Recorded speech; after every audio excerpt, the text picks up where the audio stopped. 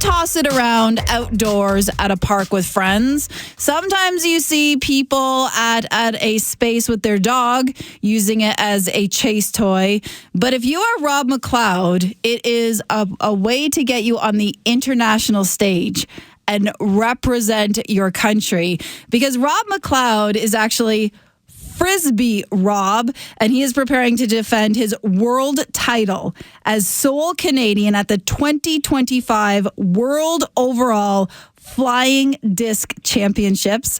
Welcome to the show, Frisbee Rob. Thanks for having me. First of all, coolest name. Coolest name to be Frisbee Rob. I used to be Ultimate Rob because I started off playing Ultimate Frisbee. And then I learned what was possible with a Frisbee, and then I became Frisbee Rob. Because Ultimate was just too constrictive, restrictive. It wasn't enough. So it's kind of like track and field. And track and field, there's 10 different disciplines, and Frisbee has 10 different disciplines. And so when I first started playing Ultimate, I thought that was the only thing there was. That was the best thing ever. And then I quickly learned, you can throw to your dog, you can throw to yourself, you can throw in a basket for disc golf. And I learned there's just so much more you can do with a Frisbee.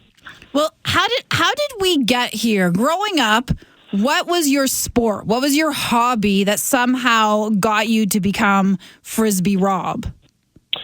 Yeah, I love all sports. Growing up, I played everything possible. And in high school, I was athlete of the year. I did track and field, soccer, rugby, and hockey, and had heard about Frisbee and played a little bit of Frisbee, but there were no teams or no opportunities to play it.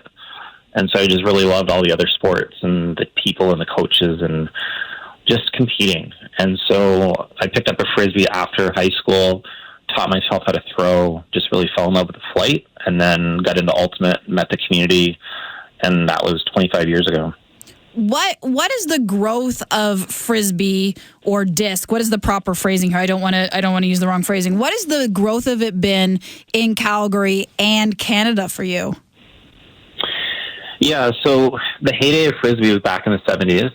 I have a lot of friends that were actually around competing, and so they're still competing today in their 70s now. But back in the 70s, there were the Rose Bowl, 50,000 people watching. They charter planes to fly people there. And it really was just the cool thing to do. And it sort of stagnated over the 80s and 90s. COVID really helped disc golf, but it really hurt Ultimate Frisbee. Mm. And so a lot of it is that Frisbee is a late specialization sport. It's a really good sport to get into sort of after the traditional youth sports. And that's what I really love about it. That's, for me, how I got into it. And it's just really trying to, for me, keep, pushing myself, challenging myself, but for other people, just trying to give them opportunities to explore what you can actually do with a Frisbee, because a lot of people they don't know what they don't know. And so I really want to just show them what you can do. So what is it that makes someone an exceptional Frisbee athlete? Because we know if you're a hockey player, then if you can skate and you have edges, you're going to succeed on the ice. If you're a baseball player and you can see that pitch coming in at 100 miles per hour, you're going to have success. In your world, what is it that takes someone from being a backyard Frisbee fun guy to being an elite athlete? Sure. Yeah, it depends on the sport. So in disc golf, it's the ability to throw consistently, just like golf. If you can hit the ball or throw the Frisbee a long way, that's great, but you need to be able to get those putts when it counts and get those birdies. So it's not really about how fast you are, how high you can jump, how tall you are, anything like that. It's just, can you consistently throw the disc on the same path, same line, and understand the wind. In Ultimate Frisbee, it's how fast you are, catching. Ultimate really is a combination of many sports, and so it requires tons of athleticism. And some of the other events that I do, it's how far can you throw, how accurate can you be, the tricks that you can do. So it really depends on the sport itself, and that's really what I love about Frisbee is there's a sport for everyone. Mm. And so for me, I love doing all the sports. I really just love being challenged in all the ways. When you go very soon to Sweden for the 2025 World Overall Flying Disc Championships, this is like seeing something at the Olympics where there are multiple disciplines and they are so varied. What are some of the events you're going to be doing, and talk a little bit about how wildly different they are from one another? Sure. Yeah, exactly like a heptathlon and track and field. And so when you compete in the 7 events, you get points based on how you finish. And then whoever has the most points after the 7 events is the overall champion.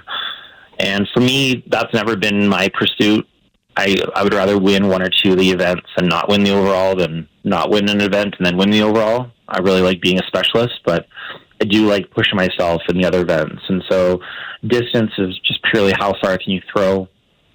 Self-caught flight is throwing it up into the air, learning and reading the wind, and then trying to catch your own throw. I love that one. That's my favorite event. Double disc court, it's kind of like doubles tennis. So you have a partner. And it's kind of like squash, where you could be competing against somebody who's 2 decades older than you, but because of their placement with their throws, they can actually beat you in that. And so double disc court is a really, really fun one with a partner. Discathon, it's like an obstacle race through a course with a bunch of trees in a park, and so you're throwing your Frisbee through the course. Accuracy is how consistently can you hit a target from a distance at different stations, and there you get 28 throws. Disc golf, just like golf, so it's the lowest score wins, and we do 2 rounds of that. And then freestyle is tricks with a Frisbee, so it's kind of like people that do tricks with a soccer ball or figure skating. You get points for creativity and difficulty, and you do that with music, you do that with a partner as well. Now, you just said this is your favorite. When you go to Sweden, you are defending your title for the 7th time in the self-caught flight discipline. How have you become the world champion in this? A little bit of luck, that's for sure. One of my closest victories was in 2017 in England, and I think I only won by like 1.5 points. And so we do 2 different events as part of self-caught flight. One is called maximum time aloft, and so you throw and catch, and you measure the time from when you threw it to when you catch it.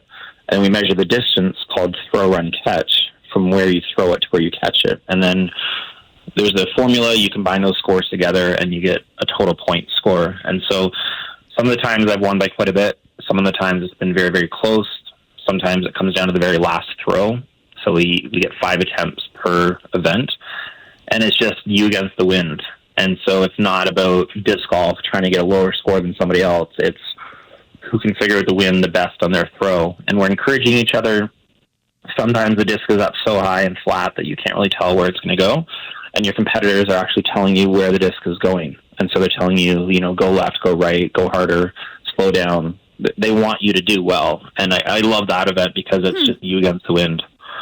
We're talking right now with Frisbee Rob, who is preparing to defend his world title as sole Canadian at the 2025 World Overall Flying Disc Championships. It is August 10th through 15th in Sweden. And I have to wonder, Rob, is this something that is lucrative for you, or is this much like other sports where people are working a day job and pursuing their passion all at the same time because it's so important to them, but every day you're like, how exactly am I going to pay for this? Definitely the latter. Yeah, no, this is all out of my pocket. So I've spent tens of thousands of dollars going to all these competitions, and you win a medal. There's no money in this at all. And it's just being there, competing, seeing your friends, traveling the world. It's been a crazy journey. And maybe someday there'll be some prize money in this, but it's just really all about just doing my best and just seeing what I'm capable of. Can you be like European hockey players and slap corporate logos all over you, your Frisbee and your attire and do it that way? I've had moments where I've had sponsors that help, and a lot of them don't care too much about visibility. It's more they just like supporting the journey and like getting to tell their clients that they support what I'm doing. But yeah, there's definitely some people, like in disc golf, there's some people that are sponsored and make $1 million a year through endorsements. And so there's definitely some money out there, and it's about moving plastic. If you can sell Frisbees, then you can make a living doing this. What is the longevity of being a Frisbee athlete? Is it something you could do until you're 84 years old? Or like any sport, there's specific injuries and wear down in some of the joints, and you have to be realistic about how long you're actually going to do this for? I love that question. And this is really what sets Frisbee apart from a lot of other sports, because for me, one of the big things that drives me is setting world records. And we have age division records. And so every 10 years, basically once you hit 35, there's different world records. And so I'm going after world records now for over 35. I have friends in their 70s who are going after those world records. And I have a friend named Frisbee Phil, but he spells it Phrzby. He's 75 years old, and he wants me to break his records when I'm in my 70s. And he's hoping that he'll be around to see me break his records when he's, in his 90s, when he's over 100. So really what drives a lot of people now in Frisbee is age division. You can compete against people your own age. And so we have age division groups and people playing in their 70s and 80s and 90s. And I really love that about Frisbee is it keeps people young, it keeps them moving, it keeps them active and around people. And it's just really a wonderful sport for life. Some people call it the ageless game. I love that. I also love that for starting out, so many sports are so expensive, but you literally could find yourself a Frisbee and start learning about it and throwing it and playing. And it might be an ageless sport. It's also wickedly affordable. It is, but I do have one caveat to that, and that is if you go to the dollar store and buy a disc, it's probably not going to be great. And so you just need a Frisbee, but you need a good quality Frisbee. And that's been a big challenge for the sport. There's a lot of companies making really cheap Frisbees that don't fly very well. And so I'd just caution people when you're buying a disc, just be careful about what you're getting. If you don't want to pay $1 or $2, you can get a good one for about, $9 or $10. And then you can have a lot of fun with that one. Do you have a specific Frisbee store that you would send people to? Because I would assume that you could go buy a dollar Frisbee. Yeah, I have Frisbees on my website, frisbeerob.com. That's what I recommend for now. And there's many, many disc stores all over the world. But like you said, it's just knowing where to go to get a good one, because a Frisbee in your hand that doesn't fly very well is like dribbling a basketball that has no air in the ball. It's not going to be a very good experience.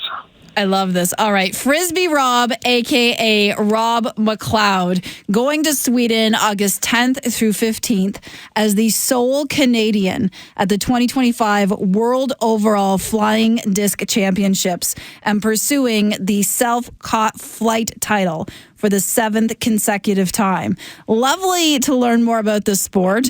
Thank you for joining us. And when you get home, pop a note so we can see how everything went in Sweden. I will, for sure. Thank you.